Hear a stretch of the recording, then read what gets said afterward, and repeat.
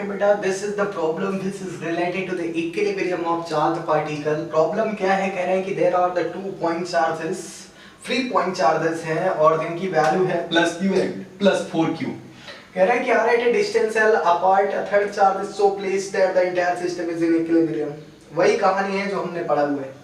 कह रहा है कि there are the 2 point charges, free point charges, इस पर एक पर चार्ज है प्लस q और एक पर चार्ज है प्लस 4q. इनके बीच का बेटा जो सेपरेशन है या डिस्टेंस है वो कितना है, L. ठीक है, टोटल ये जो सेपरेशन है वो आपका कितना है, L है. अब कह रहे हैं कि एक तीसरा जो चार्ज है उसको हम कहां पर प्लेस करें so that the entire system equilibrium को शो अप करेगा. तो मैंने सपोज किया कि जो हम तीसरा चार्ज लेकर आ रहे हैं वो जो तीसरा चार्ज है उस पर चार्ज कितना है, Q. उसको हमने कहीं यहां पर लाकर प्लेस कर दिया इस plus Q and plus 4q के बीच में. तो जब यहां पर हम प्लेस कराएंगे उस पर चार्ज कितना है, Q. I have to suppose कि इस प्लस q से इसका जो डिस्टेंस है दैट इज x. तो रिमेनिंग डिस्टेंस कितना हो जाएगा, L माइनस x. बात बेटा क्लियर कट समझिएगा. अब यहां पर मैंने क्या कहा है कि इक्विलिब्रियम का मीनिंग क्या होता है, इक्विलिब्रियम का मीनिंग होता है the net force on every charged particle should be zero. कितना होना चाहिए, 0. एंड 0 होने की तभी पॉसिबिलिटी है जब आपका थर्ड चार्ज कैसा होगा, नेगेटिव होगा. और ये आपने कंडीशन पढ़ रखा है बेटा जब मैंने इसका डेरिवेशन कराया हुआ है. ठीक है, नेगेटिव होना चाहिए. तो इसका नेचर कैसा होना चाहिए, नेगेटिव बेटा. अब मेरी बात ध्यान से समझ. कह रहा है कि इसको कहां पर प्लेस कराएं. इसका मीनिंग क्या है कि हमसे x की वैल्यू पूछा जा रहा है और कितने मैग्नीट्यूड का चार्ज प्लेस कराएं जिससे एंटायर सिस्टम इक्विलिब्रियम को शो अप करे. तो ध्यान से सुन, x निकालना है ना. अब बात करते हैं इस मिडिल वाले चार्ज की जिसको हमने प्लेस कराया हुआ है. इसको सपोज कर लो बेटा ये आपका 1, ये आपका 2 और ये आपका 3. तो इस पर बेटा इस और minus Q and plus 4q के बीच में फोर्स ऑफ अट्रैक्शन लगेगा. तो force acting on 3 due to 2. And इस डायरेक्शन में बेटा भी फोर्स ऑफ अट्रैक्शन लगेगा minus Q and plus q के बीच में. तो force acting on 3 due to 1. Opposite direction में क्या है, तो that's why we can write बेटा F31 इज इक्वल टू कितना हो जाएगा, F31 की वैल्यू निकालना है bye the Coulomb's law 1/4 pi epsilon not plus q into minus q. तो यहाँ पे हम बेटा प्लस q ही रखते हैं. ठीक है, बाद में हम कंसीडर कर लेंगे कि ये चार्ज आपका नेगेटिव होना चाहिए. Into q upon x square is equal to 3 के बीच बेटा कूलॉम्स लॉ अप्लाई करो 1/4 पाई एप्सिलॉन नॉट. इधर आपका 4q और ये आपका q अपॉन में कितना हो जाएगा, L माइनस x का whole of square. Cancel out कर दीजिए बेटा इधर. ठीक है, और इधर से आपका क्या कैंसिल आउट हो जाएगा, q से q to q ये भी कैंसिल आउट. तो 1/x square is equal to 4/L minus x का होल ऑफ स्क्वायर. तो इसका क्रॉस मल्टीप्लाई कराएंगे तो 4x square under root is equal to L minus x. तो इसको भी can write 2x is equal to L minus x. Minus x इधर आएगा तो 3x is equal to L. तो x इज इक्वल टू कितना हो जाएगा, L बाई 3. यानी कि जो x है इसकी वैल्यू कितनी आ गई बेटा, L बाई 3. यानी कि अगर ये आपका टोटल डिस्टेंस अगर 9 मीटर है तो ये 9 सेंटीमीटर है बेटा. तो ये आपकी डिस्टेंस यानी माइनस क्यू चार्ज को कहां पर प्लेस कराएंगे, 3 सेंटीमीटर के डिस्टेंस पर. ठीक है, अब बात आती है कि कितने मैग्नीट्यूड का चार्ज प्लेस कराएंगे. तो इसके लिए हम बचा पार्टी एक्सट्रीम चार्ज को सपोज करते हैं. एक्सट्रीम चार्ज कहें तो बेटा प्लस क्यू को. तो इस प्लस क्यू पर बचा पार्टी पहले बात करते हैं plus Q and plus 4q के बीच में. तो फोर्स ऑफ रिपल्सन लगेगा बिकॉज दोनों सिमिलर नेचर का चार्ज है बेटा. तो इस पर लगेगा force acting on 1 due to 2 इस डायरेक्शन में. अब ये आपका प्लस क्यू माइनस क्यू के बीच में फोर्स ऑफ अट्रैक्शन लगेगा. तो इस डायरेक्शन में फोर्स ऑफ अट्रैक्शन लगेगा. तो force acting on 1 due to 3. इतना बात क्लियर है ना बेटा. अब इसके लिए भी अप्लाई कर दो इक्विलिब्रियम के लिए. For equilibrium equilibrium for extreme charges, for extreme charges, extreme charges के लिए F13 is equal to F12, F13 is equal to F12, F13 and 13 के लिए बेटा इधर कूलॉम्स लॉ अप्लाई करो, 1/4 pi epsilon naught Q into capital Q upon x square is equal to F12 1 and 2 के बीच interaction Q into 4Q, Coulomb's law बेटा 1/4 pi epsilon naught Q into 4Q upon बीच का separation total L, तो क्या हो जाएगा L square. Okay बेटा, अब यहां से देख इधर, ये आपका Q से Q कैंसल आउट होगा, 1/4 पाई से 4 पाई epsilon naught Q upon x का वैल्यू कितना है L/3, L/3 का स्क्वायर कितना हो गया L स्क्वायर बाई 9, तो 9 इधर चला जाएगा बेटा, ठीक है, इज इक्वल टू ये आपका कितना बचेगा 4 into Q upon L square, तो आपका L square to L square cancel out, Q की वैल्यू हमें पता करनी है, Q का मैग्नीट्यूड पता करना है, तो Q इज इक्वल टू आपका कितना हो जाएगा 4Q बाई 9। अब यहाँ पर कैसे, सॉरी यहाँ पे क्या होगा बेटा 4Q स्मॉल q बाई 9, अब जो Q है आपका दैट शुड बी नेगेटिव, तो इस वजह से आप इसको लिख सकते हैं R करके बेटा Q is equal to minus 4Q by 9, that is your answer बेटा, इसको क्लियर कर लीजिए। This is our next problem. Next problem क्या है जरा समझते हैं। कह रहा है कि consider the three charges Q1 Q2 and Q3 and each equal to Q, तो जैसा क्वेश्चन बोलेगा वैसा हम करते चले जाएंगे। Q1 is equal to Q2 is equal to Q3 is equal to क्या है बेटा Q। कह रहा है कि at the vertices of an equilateral triangle, एक आपका इक्विलैटरल ट्रायंगल है इधर इस साइड में बेटा, दिस इज इक्विलैटरल ट्रायंगल, इस इक्विलैटरल ट्रायंगल पर आपका चार्ज प्लेस है Q1 Q2 एंड Q3, और ये सभी किसके इक्वल है बेटा Q के इक्वल है। ओके, इसके बाद क्या कह रहे हैं, कह रहे हैं कि आप साइड L, इस इक्विलैटरल ट्रायंगल का साइड कितना है बेटा L। ओके, आगे की बात करते हैं। What is the force on charge Q placed at the centroid of the triangle? अगर हम इस इक्विलैटरल ट्रायंगल के सेंट्राइड पर एक चार्ज प्लेस करें बेटा जिसकी वैल्यू कितनी है Q, तो you are seeing that बेटा this is the centroid of the equilateral triangle, this is what, this is the centroid, इस सेंट्राइड पर एक चार्ज प्लेस है बेटा, चार्ज का वैल्यू कितना है कैपिटल Q, तो इस कैपिटल Q पर कितना फोर्स एक्सर्ट्स होगा बेटा फाइनली, ये हमारा क्वेश्चन है। ध्यान से समझ बेटा, ये आपका Q सभी पॉजिटिव नेचर के हैं, ठीक है, सिमिलर नेचर के चार्ज हैं, तो फोर्स ऑफ रिपल्सन की कहानी होगी।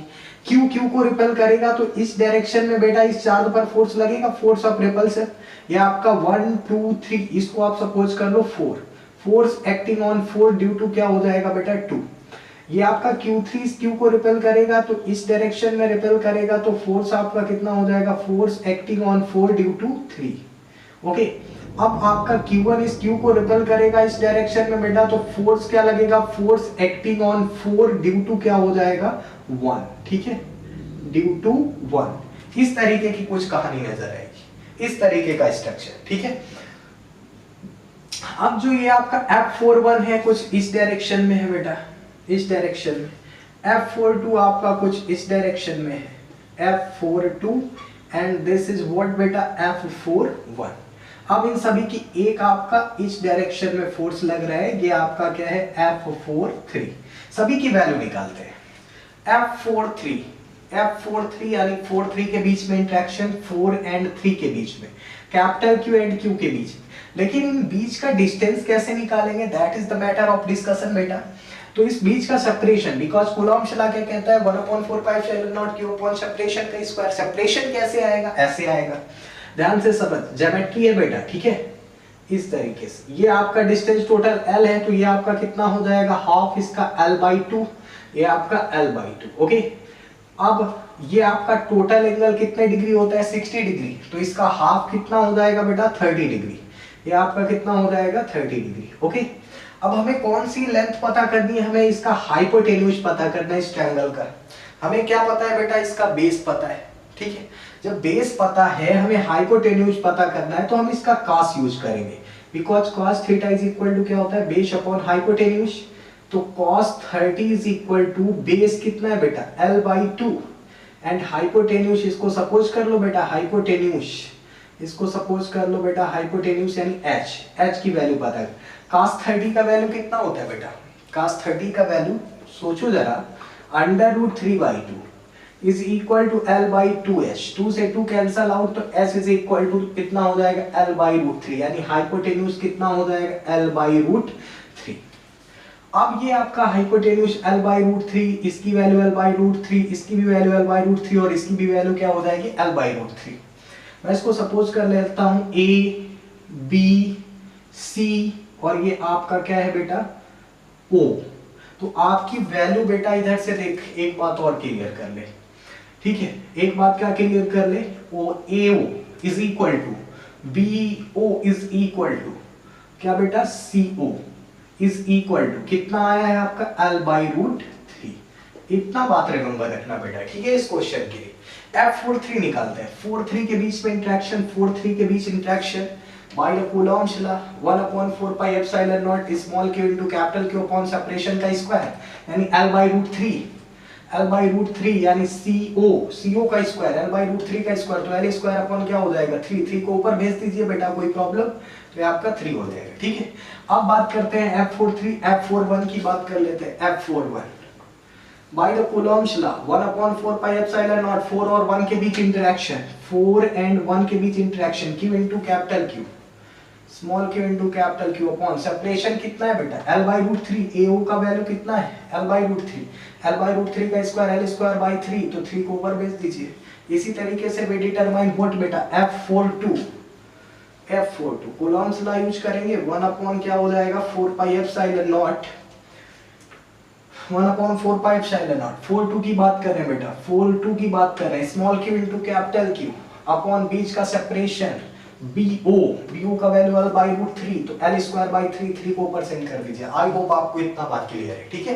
अब बात करते हैं जरा F41 इस डायरेक्शन में, F42 इस डायरेक्शन में, तो इसका रिजल्टेंट कुछ इस डायरेक्शन में एक्ट करेगा, ठीक है बेटा। अब इसको बोलेंगे F नेट। ये F नेट किसका है बेटा F41 एंड F42 का F नेट है, इसका रिजल्टेंट है। बात ये आती है कि इन दोनों के बीच F41 एंड F42 के बीच का एंगल कितना है, तभी हम F नेट निकाल पाएंगे, ठीक है। कैसे, अगर मैं इस पर बेटा इस तरीके से एक लाइन ड्रा कर दूं तो ये आपका कितने डिग्री का एंगल बनेगा 90 डिग्री का। अगर मैं यहाँ से एक इस तरीके से अगर लाइन ड्रा कर दूं तो बेटा ये आपका इसके साथ में कितना एंगल बन जाएगा 90 डिग्री, और ये आपका इस तरीके से ये आपका 30 तो ये आपका 90 प्लस 30 टोटल कितना हो जाएगा 120।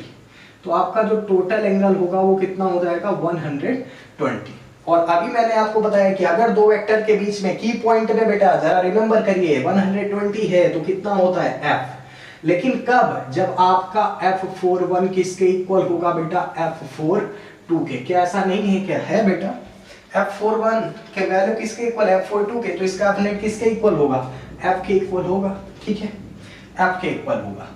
तो हम इसको सपोज कर लेते हैं बच्चा ये सभी वैल्यू आपकी कैसी हैं इक्वल हैं, और इसकी वैल्यू किसके इक्वल है F के इक्वल है, ओके बेटा।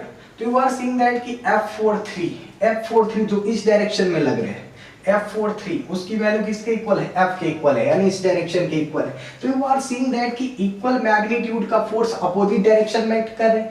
दैट मींस इस पॉइंट पर जो फोर्स लगेगा उसकी वैल्यू कितनी हो जाएगी 0, बिकॉज यहां से हम फाइनली लिख सकते हैं F43 इज इक्वल टू कितना है बेटा F, और अपोजिट डायरेक्शन में है तो यहां से क्या है अपोजिट डायरेक्शन में, इस वजह से total force acting on Q is equal to कितना होगा बेटा 0 होगा। इस बात को रिमेंबर रखिएगा। That this is our next problem. Next problem क्या कह रहे हैं कि point charges are placed at a vertices of square of side A। एक स्क्वायर है उसका साइड कितना है बेटा A। यू नो दैट कि स्क्वायर का साइड कैसा होता है इक्वल होता है, बिकॉज़ एक ये सिमेट्रिक ज्योमेट्री है, ओके। आगे की बात कह रहे हैं कि what should be the sign of charge Q, यानी इस Q जो आपका ये चार्ज Q है बेटा इसका साइन कैसा होगा, ठीक है, इसका साइन हमसे पूछा जा रहा है। एंड आगे क्या है क्वेश्चन में कह रहा है कि मैग्नीट्यूड ऑफ द रेशियो, एक रेशियो पूछा जा रहा है, वो रेशियो किसका small q upon capital Q का, so that net force on each की विद 0, यानी कैपिटल Q है जो चार्ज इस कैपिटल Q और इस कैपिटल Q पर नेट फोर्स कितना हो जाए 0। इस Q अपॉन Q की कितनी वैल्यू पुट करें और Q का साइन कैसा रखें, हमारा ये प्रॉब्लम है। बात समझ बेटा। अगर हम सपोज करें कि ये सभी आपके पॉजिटिव चार्जेस हैं तो क्या पॉसिबिलिटी होगी, देख इस पॉइंट पर यानी Q पर नेट फोर्स कितना कह रहे हैं हमसे, 0 फाइंड आउट करने के लिए। ये वाला Q इस वाले Q पर फोर्स लगाएगा, force of repulsion on this direction. ये वाला Q बेटा इस वाले Q पर फोर्स लगाएगा इस डायरेक्शन में, फोर्स ऑफ रिपल्सन। ये वाला Q इस डायरेक्शन में फोर्स लगाएगा, फोर्स ऑफ रिपल्सन। तो यू आर सीइंग दैट कि एक फोर्स इस डायरेक्शन में लग रहा है, इसको सपोज कर लेते हैं बेटा 1, इसको 2, इसको 3, इसको 4। तो ये आपका force acting on 2 due to 3, और ये आपका force acting on 2 due to 1, और ये आपका फोर्स क्या है, force acting on 2 due to 4। Okay बेटा, अब जब हम F21 एंड F23 का मैग्नीट्यूड निकालेंगे ना, या इनका नेट निकालेंगे, F21 एंड F23 का नेट, तो वो भी डेफिनेटली इस डायरेक्शन में आएगा। और जब दो फोर्सेस सेम डायरेक्शन में एक्ट कर रहे हो तो उनका एडिशन होता है बेटा, तो इसका मतलब नेट फोर्स इसी डायरेक्शन में आ जाएगा। और नेट फोर्स जब इस डायरेक्शन में आएगा तो इसके ऊपर बेटा कुछ ना कुछ चार्ज होगा, सॉरी फोर्स होगा। अब जब फोर्स होगा तो नेट फोर्स 0 होने की पॉसिबिलिटी ही नहीं। इस वजह से ये जो हमने सिस्टम प्रिपेयर किया है ये वैलिड नहीं है। जब वैलिड नहीं है तो आगे की बात क्या करते हैं, जब वैलिड नहीं है तो इधर देखो बेटा, बहुत इंपॉर्टेंट प्रॉब्लम है ये, समझ के चलना है अपन को। ये आपका Q, अब मैंने क्या सपोज किया कि अब आपका ये जो चार्ज है small q that should be negative, ये आपका क्या होना चाहिए, निगेटिव ऑफ कैपिटल Q। ये कैपिटल Q का निगेटिव होना चाहिए बेटा, ठीक है, जो आपका Q है। तो ये Q आपका कैसा है, पॉजिटिव, तो स्मॉल q आपका कैसा है, नेगेटिव। हमने ऐसा कंसीडर किया हुआ है। तो plus Q and minus Q के बीच में कौन सा फोर्स लगेगा, फोर्स ऑफ अट्रैक्शन। तो force acting on 2 due to 3, इस पर फोर्स लगेगा माइनस Q की वजह से, फोर्स ऑफ अट्रैक्शन इस डायरेक्शन में, तो force acting on 2 due to 1। Okay बेटा, ये दो फोर्सेस लग रहे हैं, एक इस डायरेक्शन में और एक इस डायरेक्शन। ये पॉजिटिव तो बचा पार्टी, फोर्स ऑफ रिपल्सन कुछ इस डायरेक्शन में लगेगा, force acting on 2 due to 4। तो यू आर सीइंग दैट कि F23 और F21 इस डायरेक्शन में लग रहे हैं, तो इसका F नेट इस डायरेक्शन में आएगा। This is the direction of F net. तो क्या पॉसिबिलिटी है 0 होने की, यस पॉसिबिलिटी है, बिकॉज F नेट इस डायरेक्शन में और F24 अपोजिट डायरेक्शन में, तो नेट फोर्स होने की पॉसिबिलिटी, 0 होने की पॉसिबिलिटी बिल्कुल है। तो आप क्या करेंगे बेटा, F23 निकाल लेते हैं। F23 निकालने के लिए कूलॉम्स लॉ यूज करेंगे, 1/4 पाई एप्सिलॉन नॉट 2 एंड 3 के बीच में इंटरेक्शन, तो इस capital Q into minus Q upon में क्या हो जाएगा, सेपरेशन का स्क्वायर, a स्क्वायर। इसके बाद बेटा F21 निकाल लेते हैं, F21 इसको बेटा 1/4 पाई एप्सिलॉन नॉट 2 के बीच में इंटरेक्शन, तो Q into minus Q upon separation का स्क्वायर, तो बेटा साइड का स्क्वायर यानी a स्क्वायर। ओके, इसका F नेट निकालने का फॉर्मूला, F नेट निकालने का फॉर्मूला होता है बेटा under root F1 square plus F2 square plus 2F1 F2 cos theta. Okay, और मैंने आपको बताया कि यू आर सीइंग दैट कि theta is equal to F23 and F21 vector के बीच का एंगल कितना है, 90।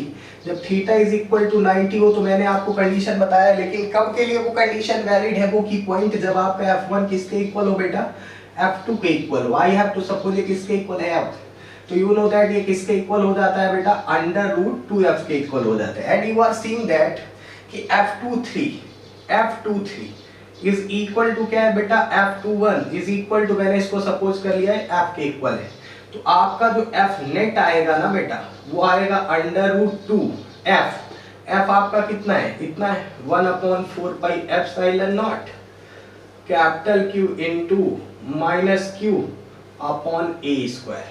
ओके बेटा, F नेट हमें पता चल गया। अब F24 निकाल लेते हैं, F24 निकालने के लिए हमें बेटा 2 एंड 4 के बीच इंटरेक्शन चाहिए, तो हमें ये लेंथ पता होनी चाहिए, यानी डायगोनल की लेंथ पता होनी चाहिए। इसको कैसे निकालेंगे, आपका ये आपका परपेंडिकुलर, ये आपका बेस, ये आपका हाइपोटेन्यूज, पाइथागोरस थ्योरम लगाएंगे बेटा। तो हाइपोटेन्यूज का square is equal to perpendicular का स्क्वायर प्लस बेस का स्क्वायर, तो under root a square plus a square कितना हो जाएगा, अंडर रूट 2a स्क्वायर, यानी डायगोनल आपका कितना हो जाएगा, अंडर रूट 2a। तो ये आपका जो टोटल सेपरेशन है वो कितना हो जाएगा, √2a। फोर्स निकालने के लिए बेटा कूलम्ब्स लॉ लगाएंगे प्यार से, capital Q capital Q capital Q capital Q upon separation का स्क्वायर √2a का स्क्वायर, तो आपका हो जाएगा 2a स्क्वायर। थोड़ा बेटा कैलकुलेशन समझ के चलना है, इतना तो समझते हो। F24 F net opposite direction में कर रहे हैं, फोर्स पॉसिबिलिटी है जीरो होने की, इस वजह से मैंने क्या किया, फॉर इक्विलिब्रियम का ही क्वेश्चन है बेटा, बस इसको पहचानना होता है कि क्वेश्चन कहां से है, इक्विलिब्रियम का है।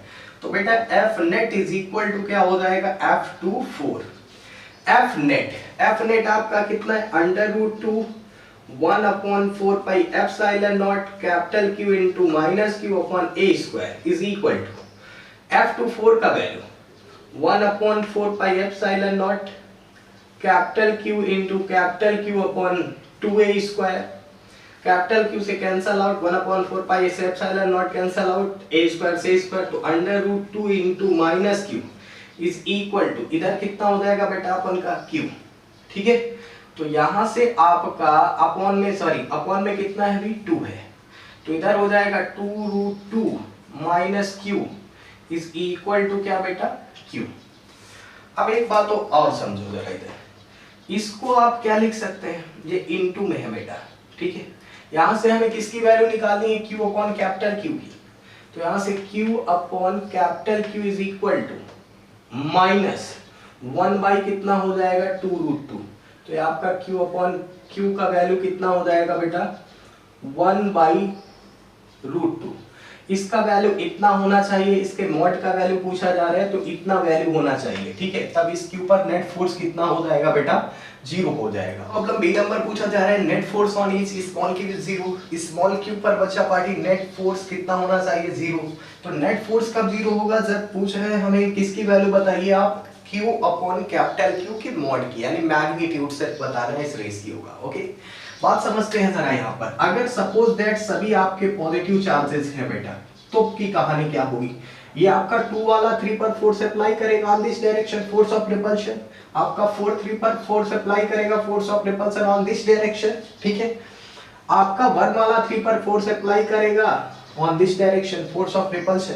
तो यू आर सीइंग दैट कि एक फोर्स इधर लग रहा है, force acting on 3 due to 2, और ये आपका क्या है बेटा, force acting on 3 due to 4, और ये आपका क्या है, force acting on 3 due to 1। तो इस F32 एंड F34 का रिजल्टेंट किस डायरेक्शन में आएगा, F31 की डायरेक्शन में आएगा।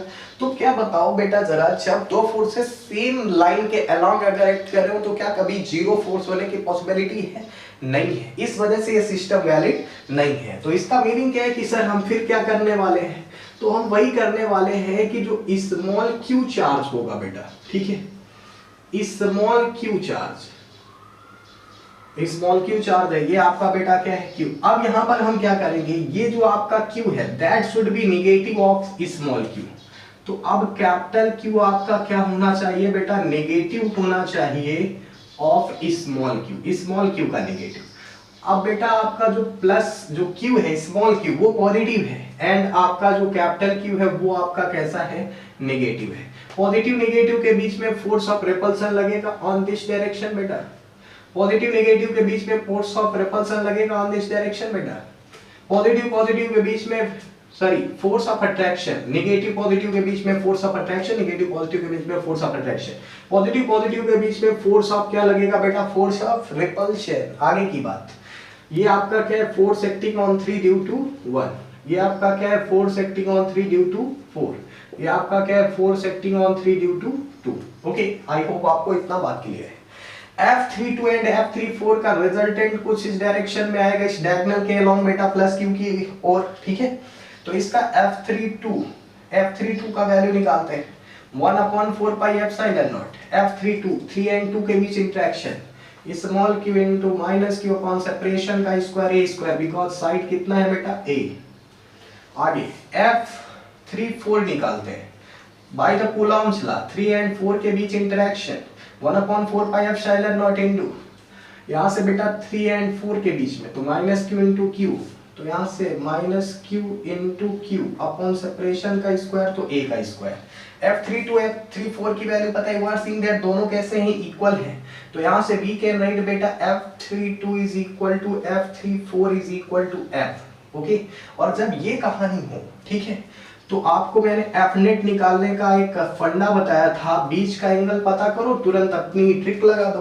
बीच का एंगल कितने डिग्री है, 90 डिग्री है, तो एफ नेट आपका कितना होगा, √2f होगा। तो एफ नेट बेटा √2f, एफ का वैल्यू कितना है, एक उठा के रख तो कोई भी 1/4 pi epsilon not, 1/4 pi epsilon naught small q into minus q upon में क्या हो जाएगा बेटा a²। ओके, एफ नेट पता चल गया। जब एफ नेट पता चल गया है तो this is the direction of F net. अब F31 की वैल्यू फाइंड आउट कर लेते हैं। F31, 3 एंड 1 के बीच interaction 1/4 pi epsilon naught, 3 and 1 तो बेटा q into q upon separation. Diagonal की लेंथ कितनी, √2 है, ये भी आपका डायगोनल है तो √2a हो जाएगी लेंथ डायगोनल के, √2a का स्क्वायर 2a²। अब बेटा यू आर सीइंग दैट कि एफ नेट एंड F31 जो फोर्सेस हैं वो एक दूसरे के अपोजिट डायरेक्शन में एक्ट कर रहे हैं, तो एक्ट कर रहे हैं तो पॉसिबिलिटी है फोर्स जीरो होने की, यही तो कहता था इक्विलिब्रियम, यू हैव स्टडीड बेटा, तो पॉसिबिलिटी है फोर्स जीरो होने की। तो फॉर इक्विलिब्रियम या इन इक्विलिब्रियम क्या होगा बेटा, आपका एफ नेट किसके इक्वल हो जाएगा, F31 के इक्वल हो जाएगा। एफ नेट इधर देखो बेटा √2 1/4 pi epsilon naught small q into minus q upon a² is equal to F31 का value 1/4 pi epsilon naught q into q यानी q² अपॉन में कितना हो जाएगा 2a²। कैंसिल करने का काम स्टार्ट करो, a² से a², √2 पता नहीं है, q से q कैंसिल आउट, तो we can write √2 into minus q is equal to q upon में कितना हो जाएगा 2। तो यहां से हमें किसकी वैल्यू, किसका रेशियो पूछा जा रहा है, q अपॉन कैपिटल Q का मॉडुलस, तो q अपॉन कैपिटल Q, तो बेटा इधर 2√2 हो जाएगा। तो यहां से वी कैन राइट बेटा q upon capital Q is equal to -2√2। लेकिन अगर हमें इसी का मॉड निकालना हो तो बेटा ये आपकी वैल्यू कैसी हो जाएगी, पॉजिटिव, तो आपका आंसर कितना हो जाएगा 2√2। बेटा ये आपका कंप्लीट सॉल्यूशन है इस क्वेश्चन के लिए। ओके बेटा, this is our next problem. Next problem क्या है, you are seeing on the board बस a party two small charge balls of masses, दो आपकी स्मॉल बॉल्स हैं जिनका मास कितना है, एक का मास है, एक बॉल का मास है 2m और एक बॉल का मास है m।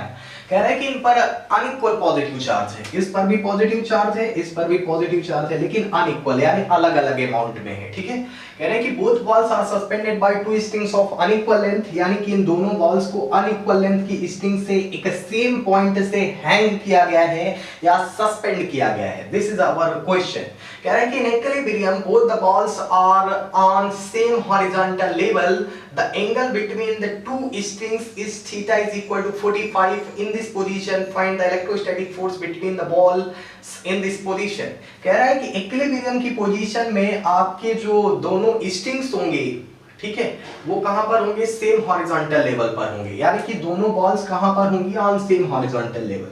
यानी कि अगर इक्विलिब्रियम कंडीशन की बात करें तो दोनों सेम हॉरिजॉन्टल लेवल में लाई करेंगी आपकी दोनों बॉल्स। ओके बेटा, ये आपका क्वेश्चन बोल रहे हैं कब के लिए कंडीशन वैलिड है, इक्विलिब्रियम के लिए। तो हमसे कह रहा है कि find the electrostatic force between the balls in this position, तो इस पोजीशन में इन दोनों बॉल्स के बीच में इलेक्ट्रोस्टैटिक फोर्स कितना एक्ट कर रहा होगा, दैट इज आवर प्रॉब्लम। ध्यान से सुनो। अब बेटा क्या है कि इन दोनों का मास कैसा है, दोनों बॉल्स का डिफरेंट है, दोनों की स्ट्रिंग्स की लेंथ कैसी है, डिफरेंट है। इस वजह से अगर मैं इस कॉमन पॉइंट से एक वर्टिकल ड्रॉ करूं बेटा, तो ये जो वर्टिकल है आपका इन स्ट्रिंग्स के साथ में डिफरेंट एंगल बनाएगा, बिकॉज दोनों बॉल्स का मास कैसा है, डिफरेंट है। ओके, आगे की बात करते हैं। ये इस पर भी पॉजिटिव चार्ज, इस पर भी पॉजिटिव चार्ज, ये आपका टू बॉल्स, आपका वन बॉल्स पर क्या अप्लाई करेगा, फोर्स ऑफ रिपल्सन, तो force acting on one due to क्या हो जाएगा 2। वन वाला 2 पर फोर्स अप्लाई करेगा और दिस डायरेक्शन, तो ये आपका क्या हो जाएगा, force acting on 2 due to 1।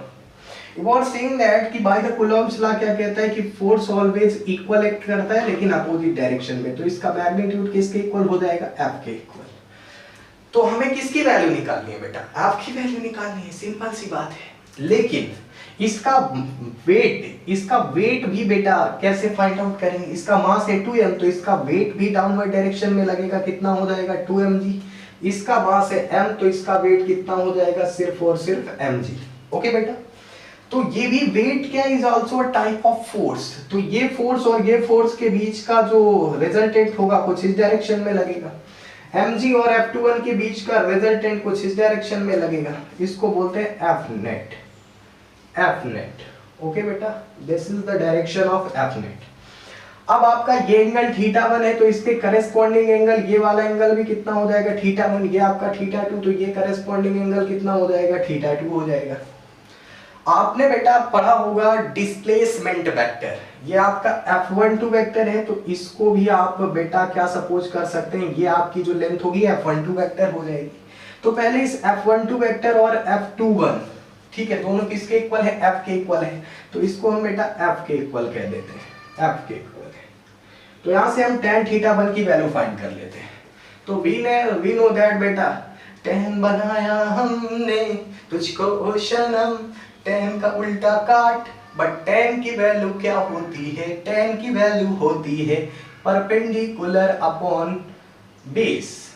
Okay, perpendicular upon base, perpendicular angle के जस्ट सामने वाली साइड परपेंडिकुलर किसके इक्वल है, F के इक्वल है, ये आपका F हो जाएगा। ठीक है बेटा, तो F अपॉन बेस कितना हो जाएगा बेटा, बेस आपका 2mg तो F अपॉन 2mg। इसी तरीके से tan θ2 निकाल लेते हैं बेटा, परपेंडिकुलर अपॉन बेस, ये आपका बेटा कितना है F21 तो इसका अगर हम डिस्प्लेसमेंट करें तो ये आपका कितना हो जाएगा, इधर देखते हैं ध्यान से, ये भी आपका F हो जाएगा। तो tan θ2 एंगल के जस्ट सामने वाली side is known as perpendicular, तो F अपॉन इसका बेस कितना है mg, बेस कितना है बेटा mg। tan θ1 θ2 की वैल्यू पता चल गई। अब यहां से हम क्या करें कि tan θ1 प्लस θ2 अप्लाई कर दें, क्यों अभी पता चल जाएगा बेटा। ठीक है, क्योंकि हमें θ1 एंड θ2 की वैल्यू पता है और θ1 प्लस θ2 दोनों का सम किसके इक्वल है बेटा, 45 डिग्री के इक्वल है, तो इस वजह से हम ऐसा अप्लाई करें। तो यहां से फार्मूला क्या हो जाएगा,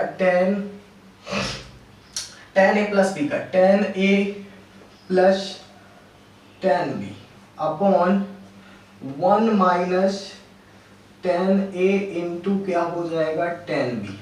tan θ1 की वैल्यू बेटा F upon 2mg, F upon 2mg plus tan θ2 की value F upon mg upon 1 minus tan θ1 का वैल्यू कितना है F upon 2mg into tan θ2 का वैल्यू कितना है F अपॉन क्या हो जाएगा बेटा F अपॉन mg। अब आप इसको सॉल्व करिए जरा। ठीक है, F upon 2mg F upon mg तो आपका 3F upon mg, 3F upon में कितना हो जाएगा 2mg upon 1 minus 2mg into mg तो 2m स्क्वायर g स्क्वायर, तो 2m square g square minus f upon में कितना हो जाएगा 2m स्क्वायर g स्क्वायर। ये वैल्यू आ जाएगी किसकी बेटा, tan θ1 प्लस θ2 की। आगे की बात क्या है बेटा, θ1 प्लस θ2 आपका किसके इक्वल है, 45 डिग्री के इक्वल है। θ1 प्लस θ2 इज इक्वल टू 45, तो इधर आपका हो जाएगा tan 45 इज इक्वल टू, ये आपका ऊपर रहेगा तो इसको कैंसिल कर दो, mg से mg तो सिर्फ और सिर्फ केवल 3f इंटू mg, तो 3f इंटू mg, mg को हमने ऊपर भेजा है ना बेटा, और ये आपका बीच में रहेगा तो 2 कितना हो जाएगा, ये आपका हो जाएगा 2m square g square minus कितना हो जाएगा f square, sorry minus f। tan 45 का वैल्यू कितना होता है बेटा 1, तो 3f mg upon 2m square g square minus f, cross product करा दे बेटा अपॉन में 1 सपोज करके, तो यहां से we can write 2m square g square minus f is equal to 3f into कितना हो जाएगा mg।